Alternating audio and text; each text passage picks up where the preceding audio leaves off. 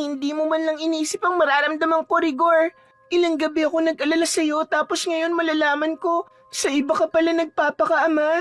Wala kang kwentang asawa. Talaga bang itatapon mong pagsasama natin dahil lang sa babaeng yun? Oo na, manluloko na ako. Pero wag mong isusumbat sa akin ang pagiging asawa ko sa'yo. Dahil alam ng lahat ng tao kung paano ako nagtiis sa piling mo, Lucia. Alam mo simula pa lang na iba ang mahal ko. Pero tinali mo ako. So all this time wala man lang na buong pagmamahal sa puso mo? Kahit anong sakripisyo ko, siya pa rin pala? Alam na natin parehong sagot, Lucia. Kung may hiya ka pa sa balat mo, pabayaan mo na akong lumaya. Maririnig ang sampal sa paligid. Maging ang mga nakakakita ay napapanganga sa mga tagpo sa pagitan ng dalawa. Umiyak ang babae. Pagkatapos noon ay sabay ang dalawang yumukod sa harap. Nakangiti na ito ngayon na parang hindi lang galing sa pag-iyak. Bravo, my students! Bravo! Palakpakan natin ang Group 2, everyone! Agaw eksena na tumayo ang teacher na si Miss Torres. Sadyang nilahad pa nito ang kamay sa harap na animoy kasama siyang gumanap. Sumunod agad ang tunog ng palakpakan ng kanilang mga kaklase. Isang magandang dula na naman ang ginampanan ni Jasmine at Theo na nagpabilib sa kanila. Theo, nasaktan ka ba? Mukhang napalakas yata ang sampal ko. Sorry. Ano ka ba? Ayos lang. Di naman ganun kasakit eh. Mabuti nga yun para mas kapani-paniwala. Sigurado ka ha? Pasensya na talaga. Habang kasalukuyang nagtatanghal sa harap ang iba pang grupo, napansin ni Miss Torres ang dalawa sa gilid. Napataas ang kilay niya sa mga ito. Pagkatapos ng dula na yun at sa pinamalas nitong talento, plano niyang papasukin ang lalaking estudyante sa kanyang drama club. May talent din naman ang kasama nitong magtanghal na si Jasmine. Magaling din ito sa pagbibigay buhay sa karakter.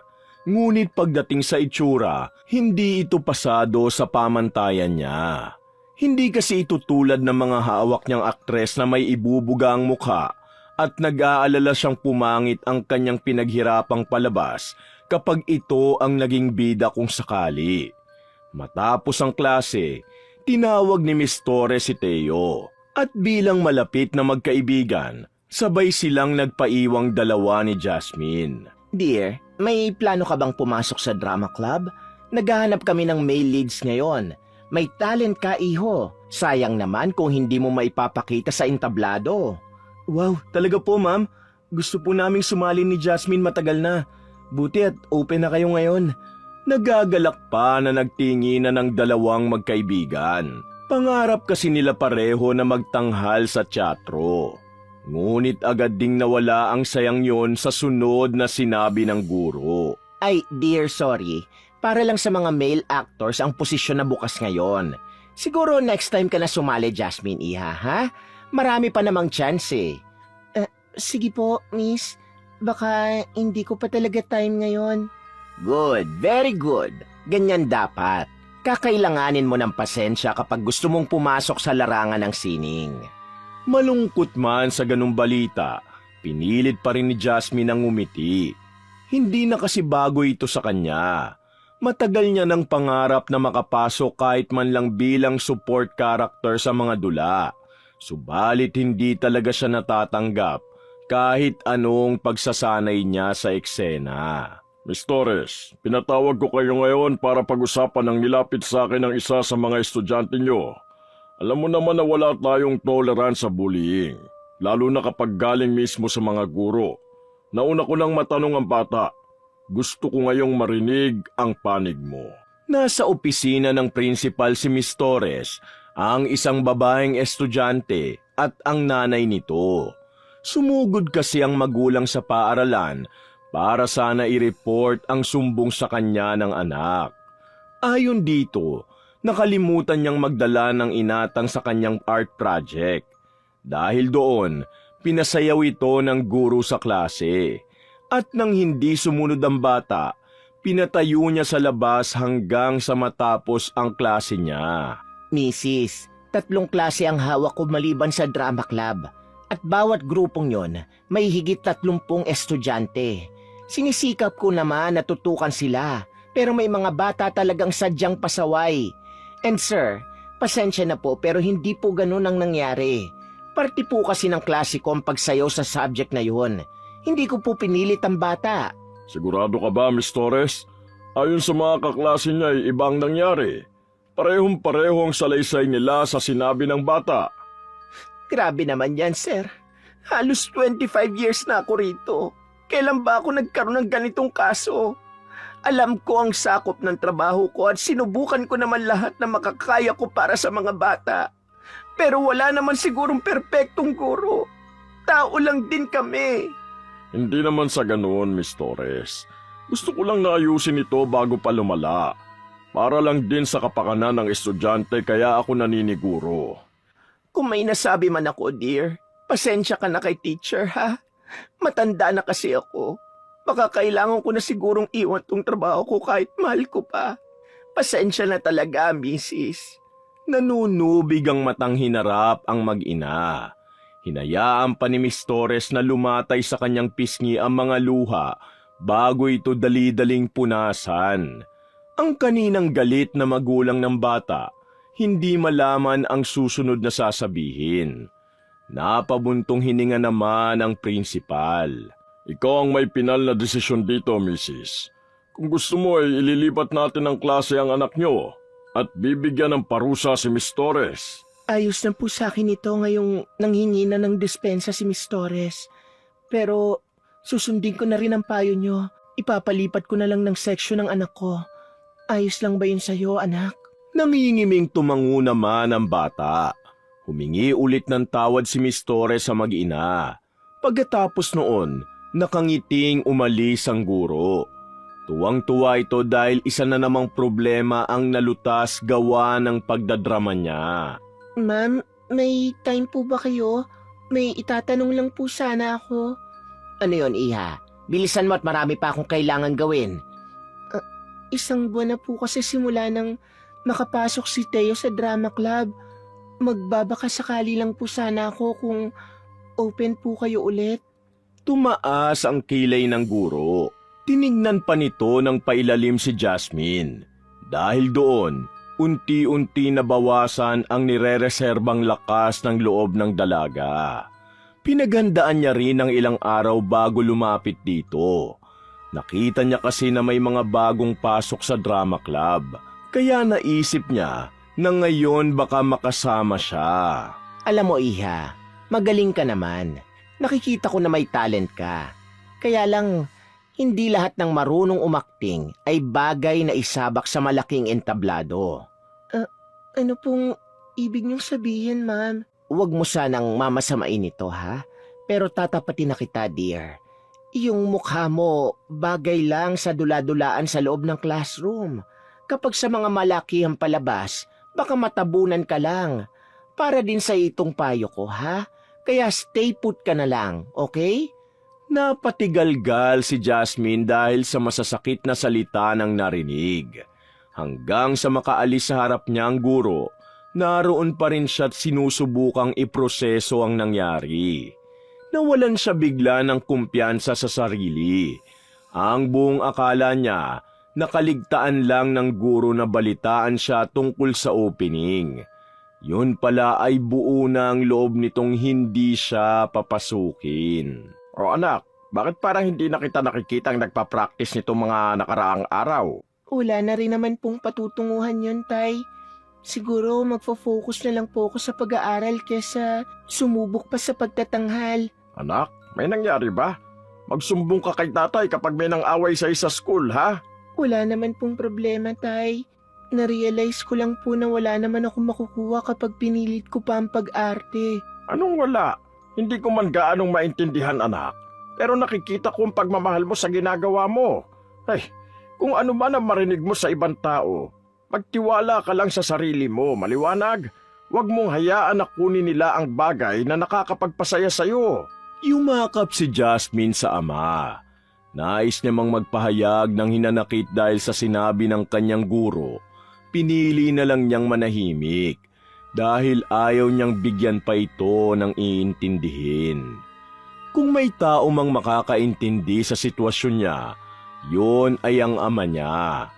Tampulan kasi ito ng tukso sa lugar nila. Tinatawag na ermitanyo dahil lang sa pananamit nito at pagiging malapit sa mga hayop. Ngunit hindi gaya niya, hindi ito nagpapaapekto sa sinasabi ng iba. Isang araw, pinayagang lumiban sa klase ang mga kasapi sa drama club. Kaya naghabili na lang ang kaibigan kay Jasmine. Jas, huwag mo na siguro ako hintayin mamaya ha. Baka gabingin kami sa practice eh. Ha? Akala ko ba sabay tayo mamaya kasi bibili pa tayo ng gagamitin sa project. Ayos lang ba sa'yo maghintay? Baka pagalitan ka kasi kapag na-late ka ng uwi. Huwag kang mag-alala, nagpaalam na ako kay tatay. Pupunta na lang kita ron mamaya. Sayang talaga hindi ka nakapasok. E di sana sabay na tayo ngayon. O sige, alis na ako ha. Ingat ka mamaya. Napilitang ngumiti at kumaway si Jasmine kay Theo. Pagkarating ng oras ng uwian, tumuloy na si Jasmine sa theater room. Sa labas pa lang, dinig niya na ang tunog ng musika bilang halili sa mga nagtatanghal. Sumilip siya sa bintana at doon nakita niya ang magandang formation ng mga gumaganap. Practice pa lang, kita niya na ang disiplina ng bawat isa. Namangha siya sa mga ito kaya tinandaan niya ang mga linya. Siguro ay susubukan niyang gawin ito mamaya pagdating sa bahay. Okay, one last formation. Dagdag ng emosyon ha. Ipakita nyo na deserving kayo sa roles. Theo dear, alam ko mabigat ang costume mo pero kailangan mong masanay. Sa mga susunod na practice kailangan lagi mo yang suot. Pagkatapos ng practice, binuksan na ang mga pinto. Niyaya naman ni Theo si Jasmine na pumasok muna. Magbibihis pa kasi ito dahil mainit ang suot na costume. Bilang walang magawa habang naghihintay, minabuti ni Jasmine na ayusin ang props na nakakalat sa paligid. Dear, pati itong backdrop pakirolyo na rin ha. Inutusan siya ni Miss Torres nang makita siyang nagliligpit kaya nagulat siya. Akala niya'y nauna na ito kanina. Sinunod naman niya ang utos nito. Hanggang sa nasundan at pati pagwawalis ng kalat, ginawa niya na rin. Thanks dear, ang bilis mo kumilos ha. Tapos sobrang malinis. Gusto ko yan. Gusto mo pa rin bang sumali sa club namin, dear? Po? Gusto mo bang pumasok sa drama club? Kung gusto mo pa, pwede ka na mag-join bukas. Naku, salamat po, miss. Hindi ko po kayo bibiguin. Thank you po talaga. Umuwi si Jasmine na masaya ang puso sa balita. Sa wakas ay nadinig din ang hiling niyang makapasok sa grupo. Kinabukasan, masiglang pumasok si Jasmine. Inaral niya ang buong script. Para kahit anong role ang mapunta sa kanya, alam niya kung paano dadalhin. Sa sobrang saya, nauna pa siyang makarating doon pagkatapos ng klase. Ngunit agad siyang nanlumo ng bungad sa kanya ng guro ay utos. Jasmine, dear, buti nandiyan ka na. Pakihanger nga lahat ng costume at dadating na lahat ng kasama mo. Kailangan na mahanda yan para hindi na nakakalat mamaya. Kinagat na lang ni Jasmine ang dila at hindi nagreklamo. Sa isip-isip niya, baka ganito talaga kapag una pa lang na nakapasok. Baka lahat naman na pagdadaanan nito bago bigyan ng role. Pinanatag niya na lang ang sarili sa ganon. Sa susunod na araw, ganon pa rin ang trabaho niya. Doon ay unti-unti na siyang napapansin ng mga kasamang nagpapahuli sa likod ng stage. Oh, Jas, bakit nandiyan ka pa sa backstage? Dapat nasa harap ka na para ma-practice mo yung mga linya mo. Baka next sequence pa ako. Dito lang muna ako sa likod. Aaralin ko muna to. Nahihiyang direktang sabihin ni Jasmine sa kaibigan na wala naman talaga siyang gaganapang parte. Dear, bilang mo nga ako ron ng turon tsaka buko juice, ipa-photocopy mo na rin tong page 51 to 60. 30 copies ha? Doon ka sa labas ng school bumili ng turon. Hindi ko kasi gusto yun sa kantin eh. Mas makunat pa sa principal. Lumipas ang buong linggo na nanawa sa ginagawa si Jasmine. Hanggang tingin na lamang siya sa mga kasamahan at ramdam niya ang awa ng mga ito sa kanya.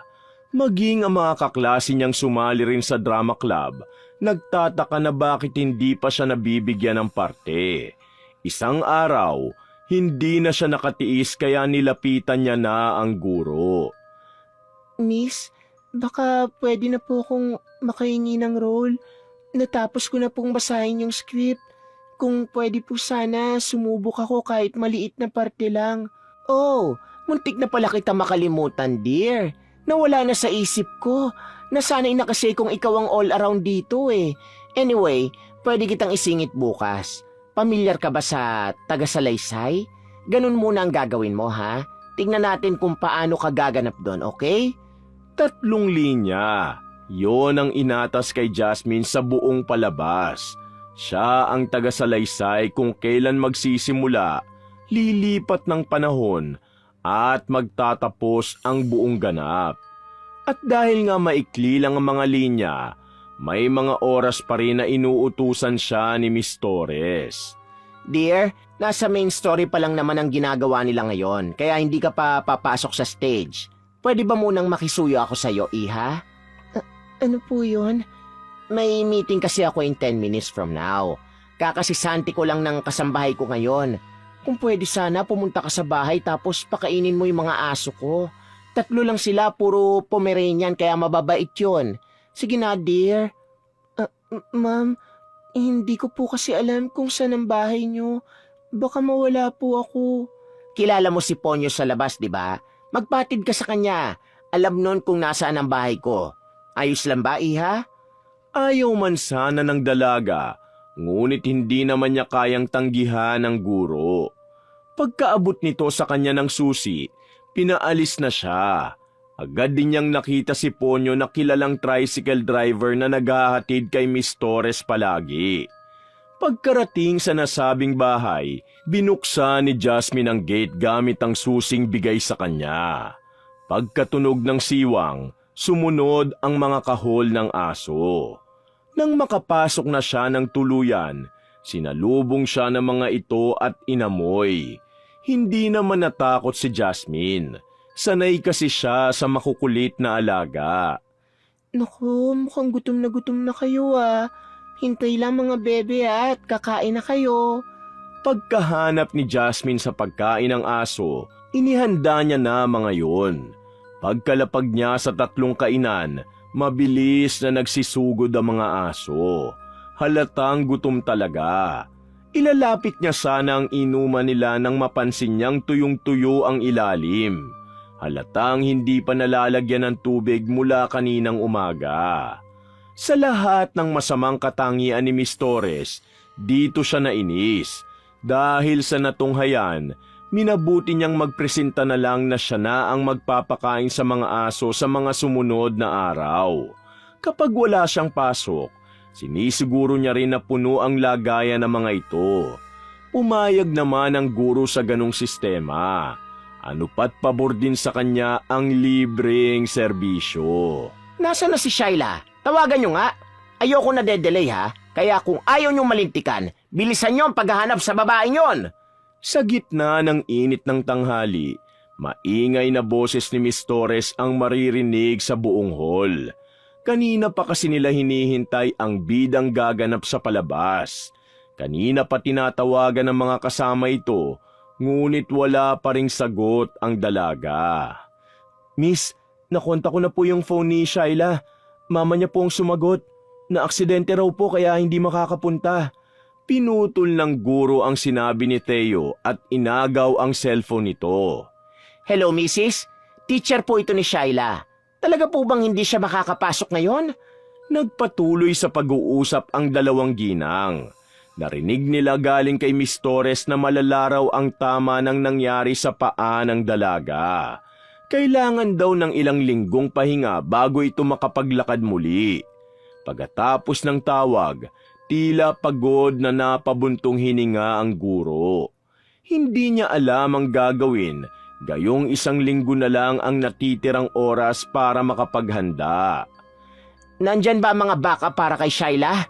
Ipatawag niyo at ipapatest ko ang role. Kailangan natin makakuha ng substitute sa lalong madaling panahon.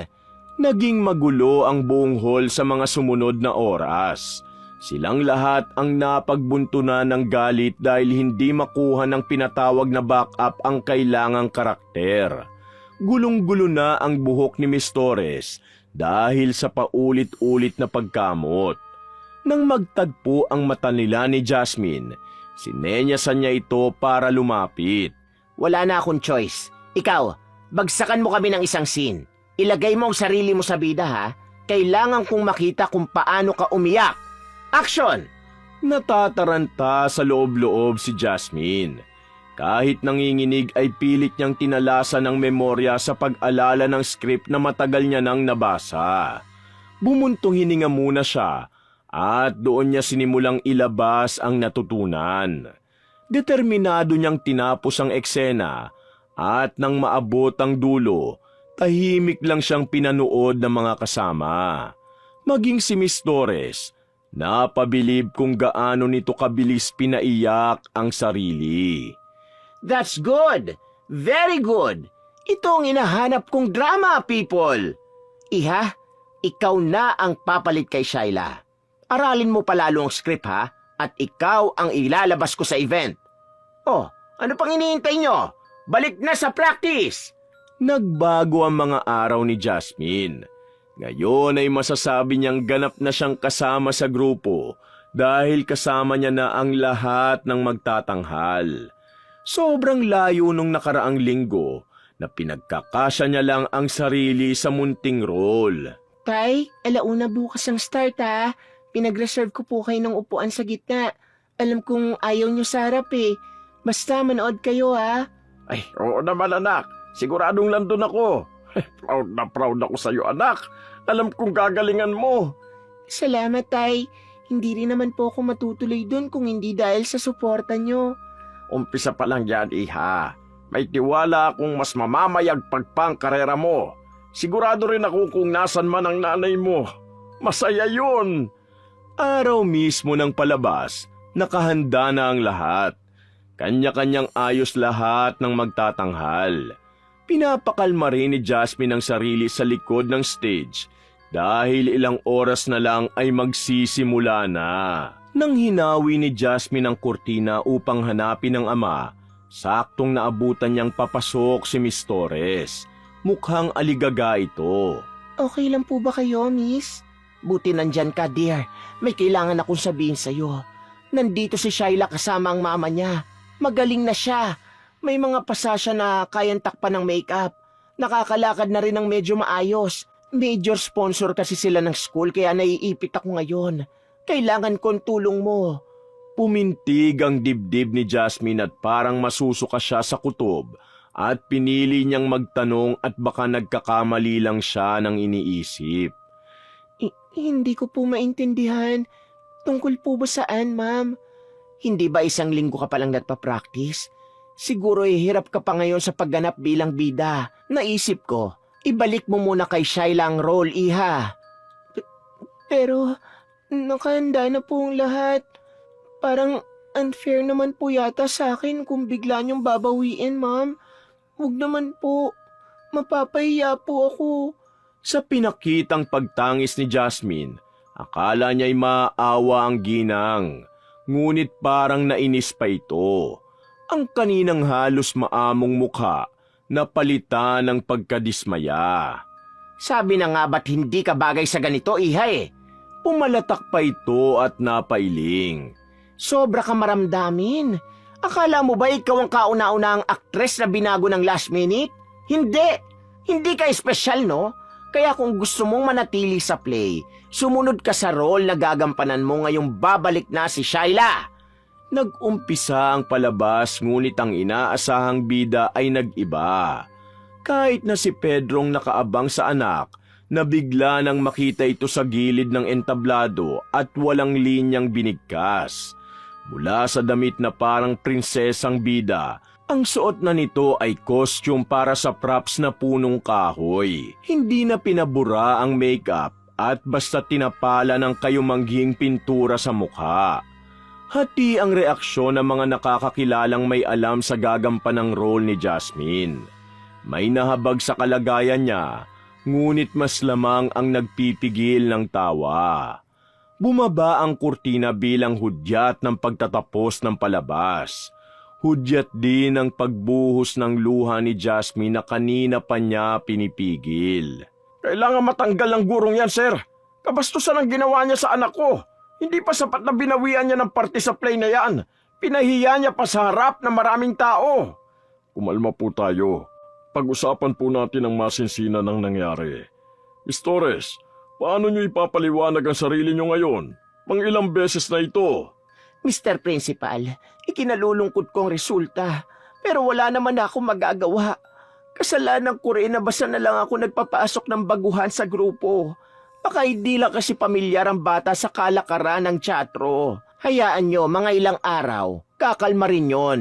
Ganyan talaga kapag nagdadalaga. Masyadong emosyonal. Pero itong batang to, masasabi ko na nasobrahan sa galing sa pag-arte. OA na siya, Principal. OA! Hindi napigilan ni Pedro ang sarili at tumayo ito para harapin ang guro dahil sa sinabi nito. Sino ka para maliitin ang nararamdaman ng anak ko? Halos hindi na yung makakain dahil sa kakaiyak. Ni ayaw nang pumasok dahil sa ginawa mo. Sa tingin mo, pangalawang magulang ka dapat ituring ng mga estudyante? Kung napakabastos mo naman sa kanila? Napangawa bigla si Miss Torres. Matinis ang boses ng pag-iyak nito at yumukyok sa upuan na animo'y pinoprotektahan ang sarili. Wala namang ginawa si Pedro kung hindi panoorin kung paano ito humingi ng tulong sa principal. Sir, alam ko nagkakamali ako. Pero hindi niyo ako kailangan saktan. Matanda na ako, talatang walang laban. Hahayaan niyo lang bang ganituhin ako ng nakakatakot na lalaking ito, Principal? Anong sinabi? Sir, kailangan niyo pong lumayo muna kay Miss Torres. Pag-usapan na lang ulit natin ito kapag kumalma na kayo pareho. Biglang tumunog ang cellphone ng principal kaya tumalikod muna siya at agad niyang sinagot ito. Akala mo ba may labang ka sa akin? Bumalik ka na kung saan ka man galing. Hindi na ako magtataka kung bakit gano'n ang mukha ng batang yon. Manang-mana sa'yo. Sumusobra ka na talaga. Parang hindi ka guro kung makapagsalita ka. Dahil likas na malakas ang boses ni Pedro, agad na alarma ang principal. Nang humarap siya sa dalawa, todo na ang buhos ng luha ng ginang. Sa mata ng kahit sinong makakakita ay parang inapi siya nito. Napilitang ipatawag ng principal ang mga gwardya upang akayin palabas si Pedro. Hindi naman ito lumaban. Umuwi siyang bigo na ipaglaban ng anak. Sa tagal ng panahon niya sa mundo, hindi niya inindang panghusga ng tao. Ngunit pagdating sa anak, ibang usapan na. Pagkatapos ng isang linggo, pagliban sa klase ay bumalik si Jasmine sa eskwelahan. Papasok pa lang siya ay pinagtitinginan na siya ng ibang estudyante. Pagdating sa classroom, walang pagkakaiba. Pinagbubulungan na rin siya. Nakita niyo ba siya nung event? Kaloka ha? Yabang pa naman ng practice. Ang ending, magiging puno lang pala. In fairness, mas bagay sa kanya yun. Magiging tsaka lang din ang palabas kapag siya ang kumuha ng role ni Ate Shaila. Buti na lang talaga. Pinilit niyang tatagan ang sarili hanggang sa matapos ang klase. Kinahapunan, sumalubong kay Pedro ang malungkot na mukha ng anak. Hindi pa man siya nakakapagtanong kung anong problema, bumaha na ang luha nito. Tay, ayoko na po ron. Lipat niyo na po ako ng school, please. Halos mabasag ang puso niya sa nakikitang iyak ng anak. Kaya naman binuo niya na ang desisyon na nag-aalangan siyang gawin noon. Kinagabihan, hinanda niya ang kakailanganin. Tinawag niya ang alagang aso at pinalapit sa kanya. Mabilis namang tumakbo ang maliit niyang alaga na si Pinggoy. Maliit at sobrang puti ang balahibo nito. Ngunit mas matanda pa ito sa anak niya. Ito na ang nagsilbing tagapagbantay niya kaya sigurado siyang hindi siya mahihirapan sa nais niyang ipagawa rito. Parang Pinggoy, mukhang kakailanganin ko ang tulong mo. Nagsimula siya sa orasyon at maingat na binigkasan ng alaga. Sa isang kislap, pumula ang mata nito. Ngunit agad din yung bumalik sa dati na parang walang nangyari. Maamo itong lumapit sa kanya at agad niya naman itong binigyan ng gantimpala. Determinadong umalis ang alagang aso. Ngayon, ang kailangan na lang gawin ni Pedro ay bantayan ang pagbalik nito. Sa kabilang banda, habang abala si Miss Torres na kumakain sa sala, may balahibo siyang naramdaman sa kanyang paa. Dahil sa pag-aakalang alaga niya yun, hinayaan niya lang. Pagkababa niya ng mata ay nagulat siya sa sobrang bilog na aso sa kanyang paa. Mas maliit at mas malago ang balahibo nito kumpara sa mga aso niya. Sa halip na matakot ay bigla siyang nadala ng tumingala ito sa kanya at animoy nangungusap ang mga mata nito. Haro, ang cute mo naman. Paano ka napunta rito, cutie, ha? May amo ka ba, ha? Binuhat niya ito at pinanggigilan. Nang suriin niya kung may suot itong collar at nang makitang wala, agad niya na lang itong kinupkop. Kinahulan siya ng mga alaga habang paakyat, ngunit hindi niya yun pinansin. Kinaumagahan, nagising sa pangangati ng balat ang ginang. Pilit niya mang kamutin ito, ngunit maging ang palad niya'y nangangati rin. Napilitan siyang mag-ayos papuntang eskwelahan. Panaka-naka ang pangangati niya, subalit natitiis niya pa naman. Sa mga sumunod na araw, sumunod ang pangangasim ng kanyang sikmura. Napapansin niyang lumalala yun tuwing nasa bahay lang siya. Kaya pinalinis niya ang buong lugar. Lumipas ang linggo na ganun pa rin, kaya minabuti niyang magpakonsulta. Bigo siya sa nilapitang doktor. Ang sinabi lang kasi nito ay baka sa edad niya kaya siya nagkakaganon. Sa halip na maginhawahan, mas lalong sumama ang loob niyang natulog na lang. Ilang beses ko ba kayong dapat pagsabihan? Paulit-ulit tayo rito! Ayusin niyo mga performance niyo! Nasa gitna siya ng pagleleksyon sa drama club nang bumadya na naman ang sakit sa loob ng kanyang katawan.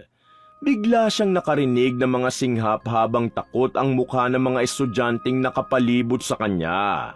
Sinubukan niyang pagalitan ng mga ito, ngunit kahol ang lumabas sa kanyang bibig. Tumatahol siya! Tumatahol siya! Halimaw! Nagsigawan ng mga estudyante at nagsitakbuhan palabas ng lugar. Nang tingnan niya ang mga braso, nagulat siya nang makitang punuyo ng balahibo. Parang kagaya ng sa hayop.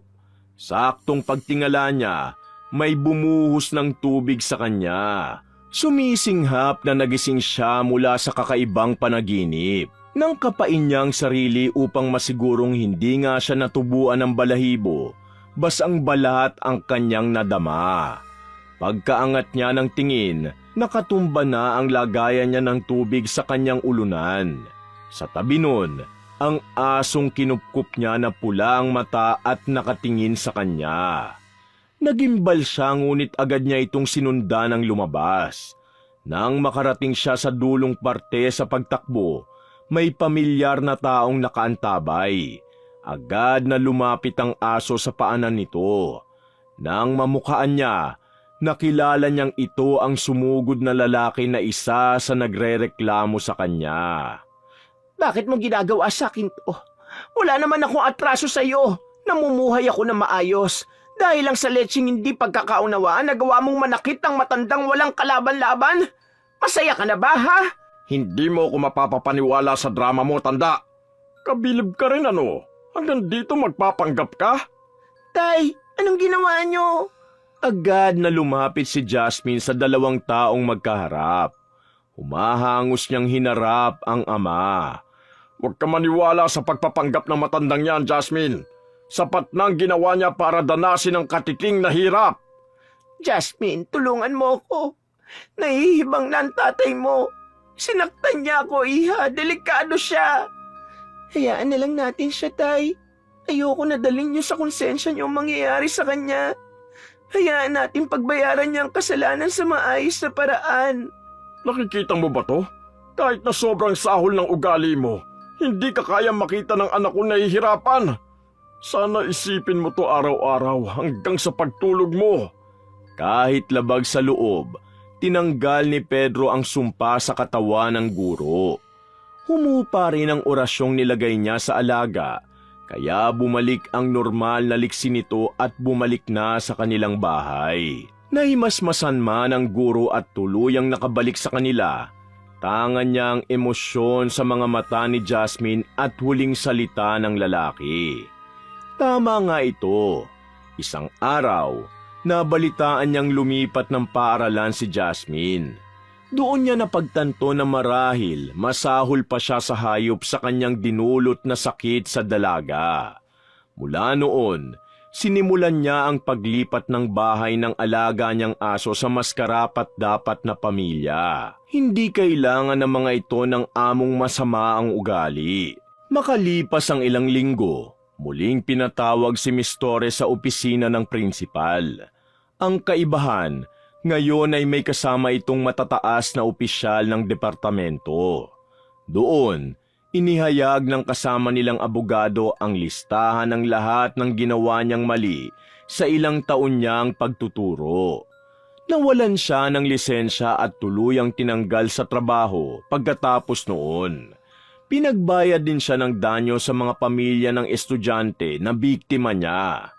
Kahit sa uling araw sa paaralan, walang namaalam sa kanya. Sa halip ng kalungkutan, kaginhawahan ang nanaig sa mga puso ng nagawan niya ng mali. Nang makauwi siya sa tahimik na bahay, nakita niyang may nakasuksok na sobre sa paanan ng pinto. Nang buklatin niya, liham ito ng pagpapatawad. Hindi niya napigilang humagulgol, dulot ng mga katagang nakasulat. Galing yun kay Jasmine at nakapaloob ang pagpapatawad niya at pagbabahagi ng balitang nasa maayos na siyang paaralan, kung saan nakikita ang galing niya na walang halong pagmamaliit. Dahil sa naging parusa sa kanya, simula noon ay pinili niyang baguhin ang sarili. Ang dating guro na dinadaan lahat ng bagay sa pagdadrama, ngayon ay libreng tumutulong sa mga batang nasa kalsada. Sa pagtanda niya, dala niya ang aral ng pagtatanghal, na walang bahid ang kahit anong potensyal kung wala ka namang dangal. Wakas!